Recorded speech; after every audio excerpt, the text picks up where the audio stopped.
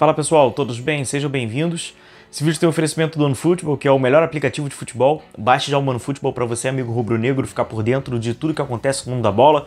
Você recebe resultados em tempo real, você pode ter a oportunidade de assistir os campeonatos europeus, né? Entre eles, por exemplo, o campeonato alemão, né? A Bundesliga, gratuito. O link está na descrição desse vídeo, cara. Você faz aí o download tanto para Android quanto para iOS e é gratuito, tem aí tudo na palma da sua mão. Só um amigo rubro-negro, né, para deixar aquele seu like, não se esqueça, cara, deixar essa curtida, ela é muito importante, também deixar um agradecimento especial pra galera que aos pouquinhos vai aderindo ao grupo de membros. Muito obrigado pela força de vocês, obrigado aí por essa moral, nós temos duas categorias, né, defensivo e ofensivo, muito obrigado aí pelo apoio, por essa força que vocês têm aqui diretamente com o nosso trabalho.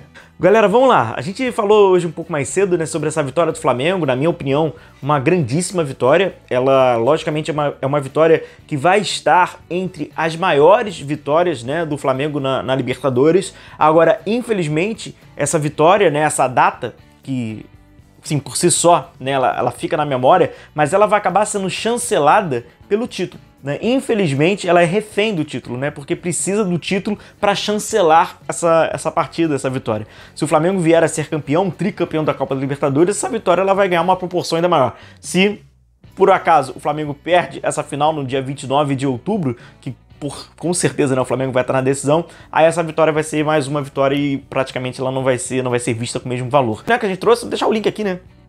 O amigo rubro-negro que ainda não viu, depois de dar uma passadinha aqui, a gente fala sobre essa vitória do Flamengo, né? Como construiu. E aí, já deixando um spoiler, né? Pra quem não viu, a gente passa muito, né? Pelas questões dos gols, das movimentações ofensivas do Flamengo, né? O Flamengo fez alguns gols com boas movimentações, jogadas muito bem tramadas. E tem uma questão que é muito importante, que aí a gente pode pegar num recorte muito pequeno, que houve uma melhora do Flamengo, né? Que é a questão da saída de bola. O Flamengo fez uma saída um pouco mais sustentada, com o Thiago Maia, tendo a participação direta do João Gomes, do Everton Ribeiro, então é uma saída do Flamengo um pouco mais aproximada. Talvez isso tenha sido condicionado pelo gramado, a gente não sabe confirmar, mas fato que o Flamengo muda um pouco, né? O Dorival traz uma saída de bola um pouco mais sustentada, que dá mais apoio e dá mais opção por ter mais jogadores na questão defensiva. Então a gente falou também sobre isso, tem a questão do Rodinei com o Felipe Luiz, com a dupla da defesa e com esses três jogadores do meio campo. Então essa saída é mais sustentada. Então depois, né? Depois de assistir o vídeo, dá uma passadinha pra você ainda que não assistiu,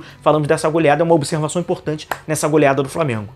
Mas foi uma grandíssima vitória. E muito curioso é a repercussão dela aqui na América do Sul. É muito curioso que a imprensa, sobretudo a imprensa argentina, fala sobre a vitória do Flamengo, né? O Flamengo mais uma vez tomando manchete, né, no continente, o Flamengo sendo um dos protagonistas. Eu acho que não há dúvida nenhuma, Flamengo sendo campeão ou não, que o Flamengo, nos últimos anos, ele vai sendo, né, um desses protagonistas, dividindo o protagonismo com outras equipes. Tem lá o Palmeiras também, mas de qualquer forma, o Flamengo ele é um dos protagonistas. E uma grande diferença desse Flamengo para os outros postulantes, né, nesse início dessa segunda década, né, desse novo milênio, né, pegando ali de 2019 para cá, é a forma com que o Flamengo vence. Né? Infelizmente, na campanha passada, o Flamengo não foi campeão da Libertadores, mas o Flamengo ele atropelou. Grandes vitórias, goleadas, o Flamengo vencendo em várias praças muito importantes do futebol sul-americano, vencendo em Quito, vencendo em Buenos Aires mais de uma vez, né? O Flamengo venceu o Defensa, o Flamengo venceu o Vélez, então são várias vitórias, o Flamengo vencendo a LDU, o Barcelona,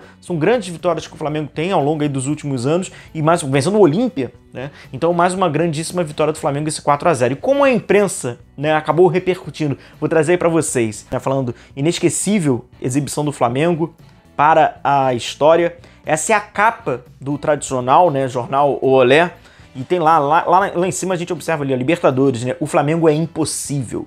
E aqui tem o que acontece foi o seguinte, na Argentina esse jogo teve um 4.8 de audiência. Por quê? Nesse mesmo horário, o River Plate estava jogando, uma vitória também do River Plate. O River Plate vence o Defensa e Justiça, uma goleada, e acabou pegando 10.9, né? O River tem mais torcida, nem se compara. Então teve pouca audiência na Argentina, mas de qualquer maneira tem espaço, inclusive está na capa do jornal Olé, falando, né, sobre esse Flamengo impossível. O futebolargentino.com falando, né, que o Vélez caiu goleado contra o Flamengo, 4-0 pela ida das semifinais da Copa Libertadores. O Flamengo esmagou o Vélez em Liniers e colocou um pé na final da Copa Libertadores. E um personagem que acaba falando bastante também é o Pedro.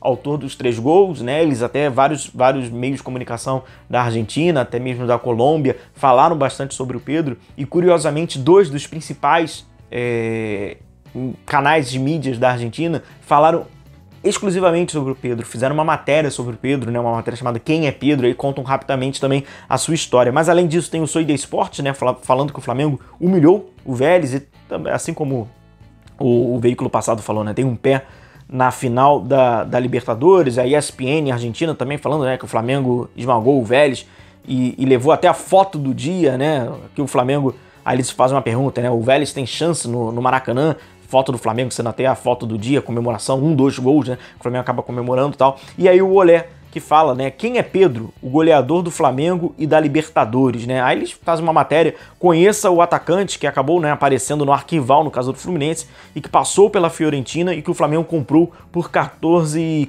milhões de euros. E o Torneios e Competências também fez uma matéria sobre isso, né? Falando que essa vitória do Flamengo e explicando quem é Pedro, goleador da Copa Libertadores do Flamengo, né, que acabou contratando pelo seu arquival do Fluminense, se recuperou. Aí ele diz, né, conhece a história do jogador que marcou um hat-trick na partida de ida das semifinais da Libertadores.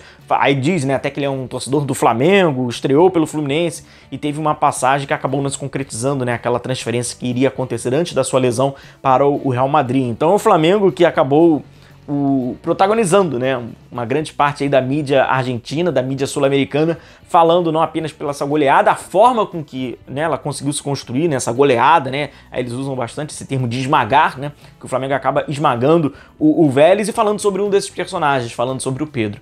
E aí, na minha opinião, isso se chama internacionalização da marca. Fala-se muito isso no meio publicitário, fala-se muito isso, né, nesse meio mais da publicidade, esse meio mais do marketing. Aí vai lá, bota uma lojinha, não sei o que, no aeroporto. Ah, importante. Cara, na boa, isso que é a verdadeira internacionalização da marca, né? É você conseguir se impor, é conseguir você esportivamente conseguir um resultado esse histórico, e aí, por consequência, no meio esportivo, você é falado, você é visto, você, né, acaba sendo debatido.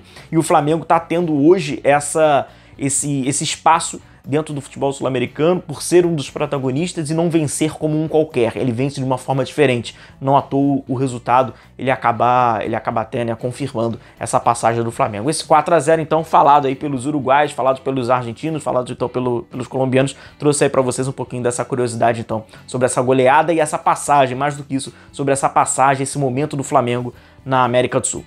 Então é isso, galera. Um forte abraço a todos vocês. Continue se cuidando. A gente vai se vendo por aqui. Não esqueça de deixar o seu like, deixa a sua curtida, que também é muito importante. Ah, e claro, né? Pro amigo rubro-negro que ainda não viu o nosso vídeo, né, dessa vitória do Flamengo, eu deixo mais uma vez fortalecendo aqui, deixar o link aqui pra vocês, tá aqui em cima. Vocês clicam aí no card pra saber sobre essa vitória, um pouquinho mais tático sobre essa vitória do Flamengo. Beleza, galera? Um forte abraço a todos vocês. Continue se cuidando. A gente vai se vendo por aqui. Um abração. Tchau, tchau.